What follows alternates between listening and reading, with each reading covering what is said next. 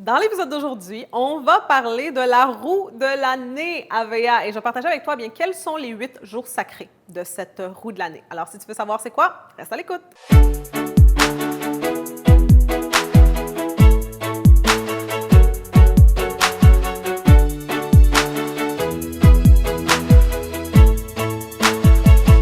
Ici Alexandra Villarreal-Abrego et je te souhaite la bienvenue à un autre épisode d'Alexandra TV. L'épisode d'aujourd'hui est très spécial parce qu'on parle de la roue de l'année et des 8 jours sacrés de l'année. C'est un concept duquel je parle depuis quand même quelques années maintenant et j'ai commencé vraiment à parler beaucoup de ce concept parce que quand j'ai décidé de lancer les nouvelles versions de tous nos programmes, eh bien, je me demandais comment est-ce que je les lance? Est-ce que je les lance à toutes les nouvelles lunes, à toutes les pleines lunes, à tous les premiers du mois, à tous les derniers du mois? Donc, pendant longtemps, il y avait ce questionnement et c'est là que je me suis dit, et si je les lançais avec justement les 8 jours sacrés de l'année? Et c'est là que le concept de la roue de l'année est arrivé et etc. Donc, assure-toi bien sûr d'aller télécharger ton affiche de la roue de l'année ainsi que de la pyramide AVA. Elles sont gratuites si tu ne l'as pas encore fait. Donc, dans la description en bas de cette vidéo se trouve le lien et ainsi tu vas pouvoir vraiment avoir un visuel magnifique et beau de la roue de l'année. Peut-être l'imprimer, peut-être le partager sur les réseaux. Assure-toi de me taguer. Donc, sans ne plus tarder, commençons avec ces 8 jours sacrés. Et qu'est-ce qu'ils représentent? Bien sûr, tu me diras dans la section de commentaires si tu voudrais que je fasse peut-être une vidéo pour chacun de ces jours parce qu'il y a tellement d'informations que je pourrais donner sur chacun des jours. Mais là, on va vraiment faire un genre de résumé. On va passer à travers chacun d'entre eux. Donc, commençons avec la première date de la roue de l'année, les 8 jours sacrés de l'année. Pour plusieurs personnes, la première date, donc le commencement de cette roue, est le 31 octobre. Donc, Samhain. Par contre, de mon côté, j'aime beaucoup la commencer pour le solstice de l'hiver, n'est-ce pas, qui est le 21 décembre. Et à la fin de la journée, il faut se dire que c'est une roue, n'est-ce pas? Donc, il n'y a pas nécessairement de départ ni de fin. C'est très cyclique, c'est un cycle. Donc, on peut le commencer quand on veut. Donc, la première célébration que, de mon côté, j'aime célébrer à toutes les années, eh bien, c'est Yule. Comme j'ai dit, le solstice de l'hiver, le 21 décembre. Cette célébration et toutes les traditions de cette célébration sont en réalité les traditions de qu'est-ce qu'aujourd'hui on connaît comme étant Noël. Par contre, ce qui est intéressant avec ça, c'est que les traditions de Noël d'aujourd'hui, comme le sapin de Noël, comme la bûche de Noël, toutes ces traditions sont des traditions empruntées de Yule, parce que Yule existait avant la célébration de Noël.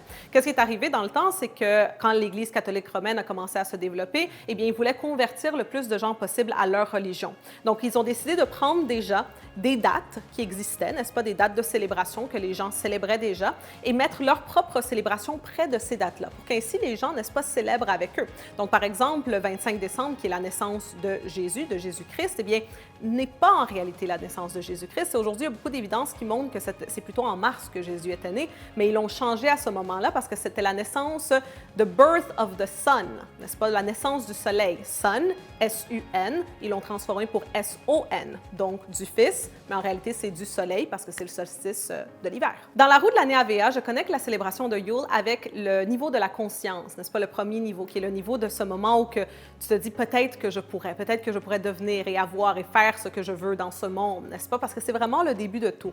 C'est la nuit la plus longue de l'année, le jour le plus court de l'année. Donc, ça te permet d'avoir beaucoup d'introspection. Donc, moi, je te dirais de prendre la célébration de Yule comme un jour pour, justement, réfléchir à qu'est-ce qui s'en vient, réfléchir à qu'est-ce qui a passé. Et c'est vraiment le moment aussi de donner grâce pour tout ce que tu as. C'est pour ça qu'on célèbre, justement, à Noël. La deuxième célébration qui vient après la célébration de Yule, c'est la célébration de Imbolc. Imbolc, qui est le 2 février, qui est, justement, la religion chrétienne a remplacé par Candlemas, n'est-ce pas? Donc, Imbolc, c'est là que la première lactation de la vache se passe.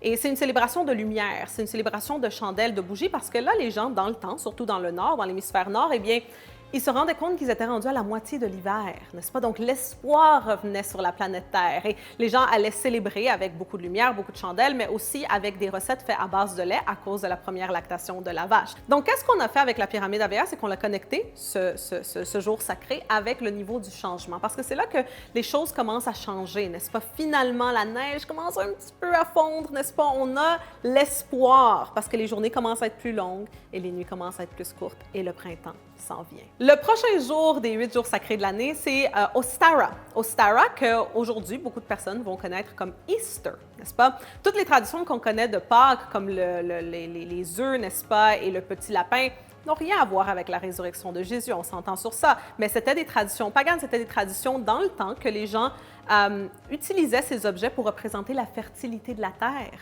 n'est-ce pas? Donc les œufs, ça représentait la vie qui revient. Aussi, les petits lapins, ils aiment ça se reproduire, n'est-ce pas? Donc, ça représentait justement tout ça. Alors, nous, qu'est-ce qu'on aime faire avec la pyramide? C'est le connecter avec le niveau de l'éveil. Parce que là, la vie commence à s'éveiller, n'est-ce pas? La nature revient, le soleil commence à sortir et c'est aussi, bien sûr, l'équinoxe du printemps. La prochaine célébration de la roue de l'année, c'est Beltane. Beltane, c'est une célébration que pendant très longtemps était très connectée avec l'amour. C'est le 1er mai, que ça se passe. Et Beltane, c'est là que on voit le vert qui est de retour, les tulipes, n'est-ce pas? Les fleurs commencent à revenir sur la terre et même que pendant très longtemps, Beltane était une journée où que les gens avaient le droit d'avoir des relations sexuelles avec d'autres personnes que leur époux ou épouse. Donc, c'était une journée où que les gens étaient libres de faire ce qu'ils faisaient avec qui ils voulaient et il n'y avait aucune répercussion en rapport à ça. Donc, c'était une journée vraiment en rapport avec la célébration de la vie et de la fertilité, de la nature qui est de retour. Alors, le soleil brille et l'été s'en vient. La prochaine célébration des 8 jours sacrés de l'année, eh bien, c'est le solstice de l'été. Donc là, on est rendu à que c'est la journée la plus longue de l'année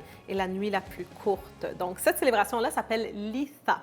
Et la célébration de l'Itha est une célébration de abondance, de prospérité. On arrive vraiment au maximum des choses, n'est-ce pas? Rendu le 20, 19, 21 juin, c'est là que les fleurs sont à leur maximum, les fruits, les légumes, n'est-ce pas? La nature brille, le soleil. Donc, c'est une célébration très connectée, bien sûr, avec le soleil, étant donné que c'est le solstice de l'été.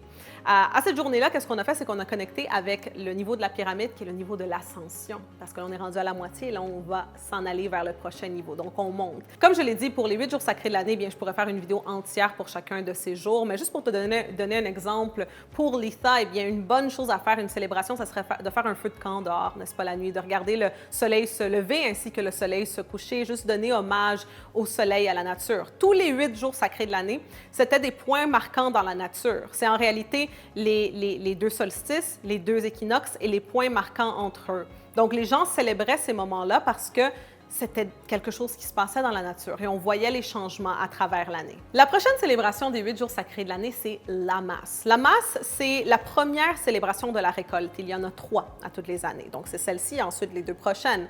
L'Amas, c'est très souvent pour ça qu'à ce moment-là de l'année, qui est le 1er août, c'est là qu'on fait une épluchette de blé d'Inde, n'est-ce pas? Donc, les gens vont faire ça. La récolte commence, c'est une célébration, le soleil brille toujours, mais là, on sait.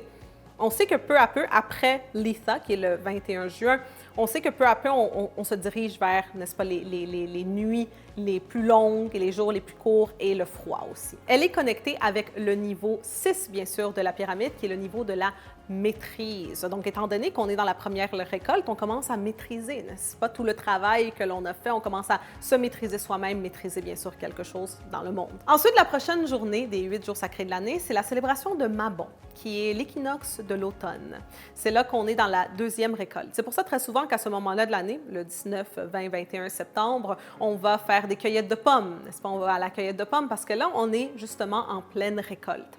Ce niveau et cette célébration est connectée avec le niveau 7 de la pyramide AVA, qui est le niveau de conscience supérieure. Parce que, comme je dis, on est dans la récolte, on est en train de aller chercher le fruit de notre travail et donc on commence à se rendre compte de des choses un peu plus élevées, plus que de qu'est-ce qu'on a avant, n'est-ce pas, le niveau 5. Et enfin, le dernier jour sacré de l'année, avant qu'on recommence cette magnifique roue, donc la vie est cyclique, n'est-ce pas, la vie n'est pas linéaire, eh bien, c'est la célébration de Samhain.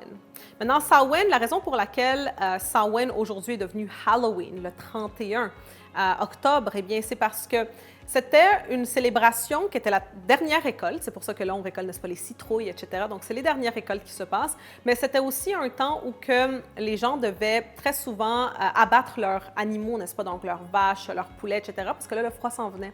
Donc, il y avait beaucoup de sang et beaucoup ce côté-là un peu plus morbide. Aussi, la vie, n'est-ce pas, la nature commençait à mourir pour s'en aller vers l'hiver. Donc, c'était ce temps-là qui, aujourd'hui, est devenu Halloween. Les gens célébraient un peu la mort, puis aussi il y avait cette journée pour se connecter avec les âmes que l'on avait perdues tout au long de ce cycle annuel de l'année. Et cette dernière journée qui est Samhain, la dernière récolte, eh bien, c'est connecté avec le côté de l'impact.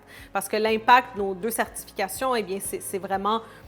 C'est la dernière récolte que tu vas faire, n'est-ce pas? C'est après tout ce travail, c'est les dernières récoltes que tu vas prendre pour par la suite rentrer dans un nouveau cycle de ta vie. Le dernier niveau de la pyramide AVA, eh bien lui, je ne l'ai pas connecté avec aucun des 8 niveaux, n'est-ce pas? Parce que c'est vraiment tout, n'est-ce pas? Illumination, c'est vraiment tous ces jours et tu peux vraiment aller, après avoir terminé avec le 8e jour sacré, bien, tu peux aller à travers chacun d'entre eux. C'est la façon qu'on a créé ces deux concepts et qu'on a uni, si je peux dire, ces deux concepts. Depuis quelques années déjà, j'ai commencé à célébrer ces 8 jours sacrés de l'année. Donc, j'adore vraiment faire ça. J'adore qu'à toutes les années, quand c'est Ostara, quand c'est l'équinoxe du printemps, eh bien justement célébrer le retour du printemps, le retour de la vie. J'aime ça quand c'est l'âme, à savoir la première récolte, n'est-ce pas? Donc depuis quelques années que je vis une vie très cyclique, n'est-ce pas? Très connectée avec les cycles de la nature, qui sont les cycles naturels que l'on a aussi à l'intérieur de nous.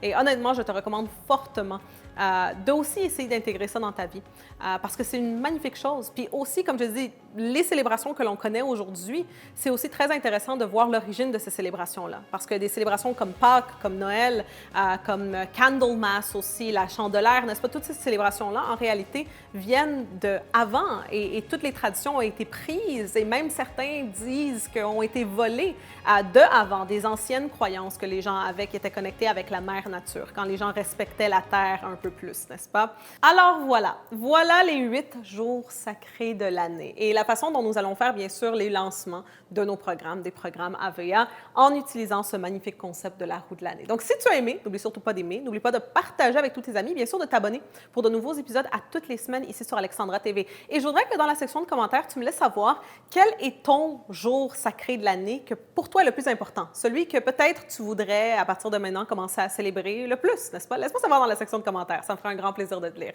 Alors, c'est tout pour aujourd'hui et on se voit très bientôt.